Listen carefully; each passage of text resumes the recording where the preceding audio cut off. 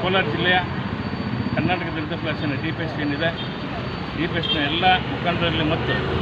ನನ್ನ ಕಾರ್ಯಕರ್ತರಲ್ಲಿ ಮನವಿ ಮಾಡಿಕೊಳ್ಳೋದೇನೆಂದರೆ, ಇವತ್ತು ನಾವು ರಾಜಮಠದಲ್ಲಿ ಸಭೆ ಸೇರಿ ಕಾಂಗ್ರೆಸ್ಗೆ ಬೆಂಬಲವಾಗಿ ನಿಂತ್ಕೊಬೇಕಂತ ನಾವು ತೀರ್ಮಾನ ತಗೊಂಡಿದ್ದೀರಿ. ಅದರಿಂದ ಬೆಳಗ್ಗೆ ಇಡೀ ಜಿಲ್ಲಾದ್ಯಂತ ನಾನು ಪ್ರವಾಸ ಮಾಡ್ತಾಯಿದ್ದೀನಿ. ನಾನು ಸಂಸ್ಥಾಪಕ ಅಧ್ಯಕ್ಷ ಮುರಾಜು ಮಾತಾಡೋದು ಕಾಂಗ್ರೆಸ್ಗೆ ಯಾಕೆ ನಾವು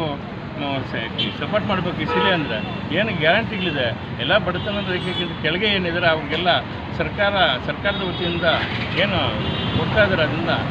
ಉತ್ತಮ ರೀತಿಯಲ್ಲಿ ಪ್ರತಿಕ್ರಿಯೆ ಆಗ್ತಾಯಿದೆ. ಆದ್ದರಿಂದ ನಾವು ಕರ್ನಾಟಕ ದಲಿತ ಫೆಡರೇಷನ್ ಜಿಲ್ಲೆಯಲ್ಲಿ ಏನು ಕಾಂಗ್ರೆಸ್ ಅಭ್ಯರ್ಥಿ ಇದೆ, ಮಂಜಣ್ಣ ಅವರ ನೇತೃತ್ವದಲ್ಲಿ, ಪುತ್ತೂರು ಮಂಜಣ್ಣ ಅವರ ಮುಖಂಡತ್ವದಲ್ಲಿ ನಾವು ನಾಳೆಯಿಂದನೇ ಪ್ರವಾಸನ ಕೈಗೊಂಡು ಎಲ್ಲ ಮುಖಂಡರುಗಳು ಎಲ್ಲ ತಾಲೂಕು ನಾವು ಹೋಗಿ ಕರ್ನಾಟಕ ದಲಿತ ಫೆಡರೇಷನ್ DPS ಏನಿದೆ ಸಂಸ್ಥಾಪಕಾಧ್ಯಕ್ಷ ನಾನು ಮತ್ತು ಈ ಜಿಲ್ಲೆಯ